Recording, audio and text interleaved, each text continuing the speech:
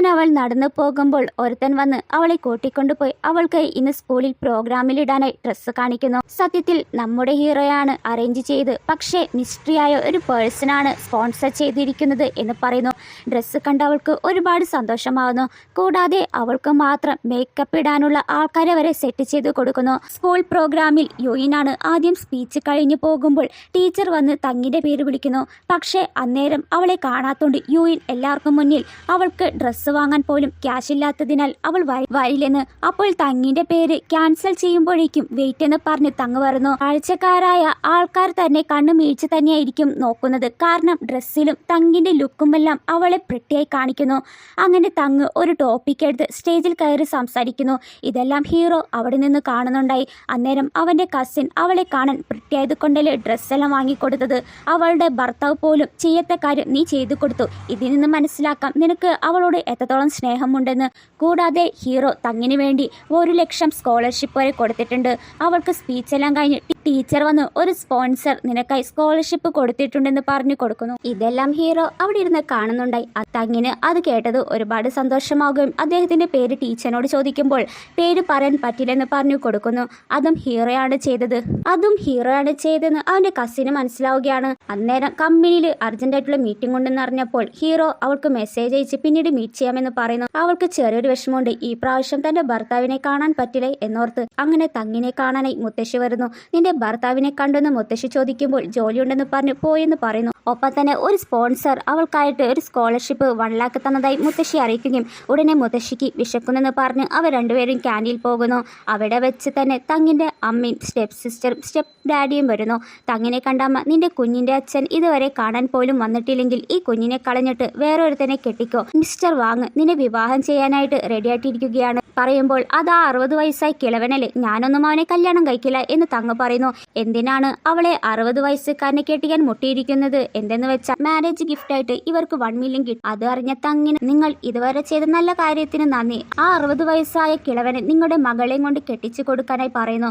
അവൾക്ക് വേറൊരുത്തനെ കണ്ടുപിടിച്ചിട്ടുണ്ടെന്ന് പറഞ്ഞ് തങ്ങിനെ അവിടെ നിന്ന് കൂട്ടിക്കൊണ്ടു പോകുമ്പോൾ മുത്തശ്ശി അവരെ തടയുകയും 1 million നിന്റെ മകളെ 60 വയസ്സായ കിളവനെ കൊണ്ട് കെട്ടിക്കാൻ നിനക്ക് നാണമില്ല, നീ ഒരു അമ്മയാണോ എന്ന് അവരെ താഴ്ത്തി പറയുമ്പോൾ 1 million നിങ്ങൾ തരുമോ? തരാലോ, അതിനു മുകളിലും എനിക്ക് തരാൻ സാധിക്കും എന്ന് മുത്തശ്ശി പറയുമ്പോൾ അവർ മൂവരും ചിരിച്ചുകൊണ്ട് 1 million കാണാത്ത ഇവർ തരുമെന്ന്, ഒരു ബണ്ണ് പോലും വാങ്ങാൻ കാശ് കൊടുക്കാത്ത ഇവർ 1 million തരുമെന്ന് പറഞ്ഞ് മുത്തശ്ശിയുടെ വേഷത്തെ വെച്ച് കളിയാക്കുകയാണ്. ഉടനെ മുത്തശ്ശി ഒരു ബ്ലാക്ക് കാർഡ് എടുത്ത് കാണിക്കുമ്പോൾ അതും ഫേക്കാണെന്ന് കളിയാക്കുന്നു.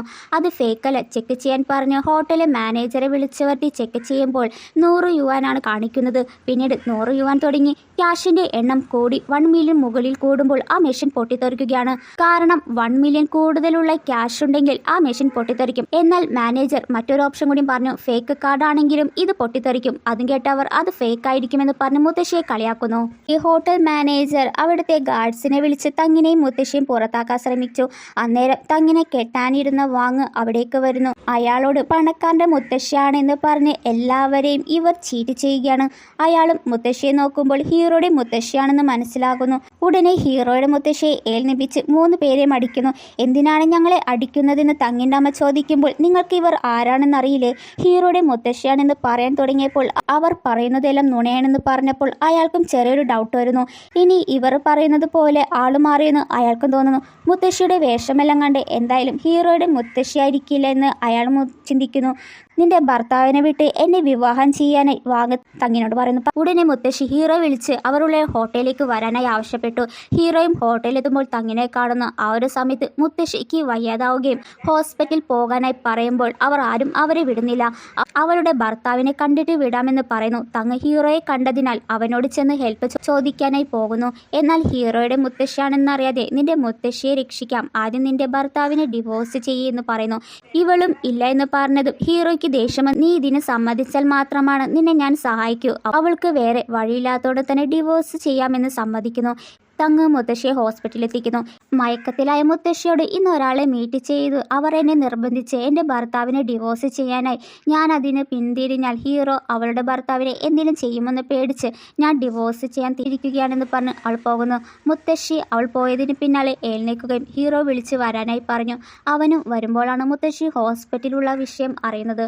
മുത്തശ്ശി തങ്ങ് പറഞ്ഞ കാര്യം ഹീറോയോട് പറഞ്ഞ് അവളെ ആരോ നിർബന്ധിച്ച് ഡിവോഴ്സ് ചെയ്യാൻ പറഞ്ഞു. അവനെ കണ്ടുപിടിച്ച് കുനിച്ചിടിച്ച് കൊടുക്കണമെന്ന് മുത്തശ്ശി പറയുമ്പോൾ ഇമ്മാതിരി മോശമായ ഒരുത്തനെ ഞാൻ ഇതുവരെ കണ്ടിട്ടില്ലെന്ന് കസിൻ പറഞ്ഞ് ചീത്ത പറയുമ്പോൾ ഹീറോ വീണ്ടും തുമ്മൽ വരികയാണ്. അന്നേരം ഡിവോഴ്സ് ചെയ്യാൻ തീരുമാനിച്ച തങ്ങ് ഹീറോയെ വിളിച്ച് പറയുന്നു. ഹീറോ അവളോട് നീ ഉള്ളിടത്ത് പിക്കപ്പ് ചെയ്യാമെന്ന് പറയുകയാണ്. അപ്പോഴാണ് തങ്ങിന് ഒരുപാട് സന്തോഷമാകുന്നത്. ഇനിയെങ്കിലും തൻ്റെ ഭർത്താവിനെ ഒരു നോക്ക് കാണാമെന്ന് കരുതി. വീഡിയോ ഇഷ്ടപ്പെട്ടെങ്കിൽ ലൈക്ക്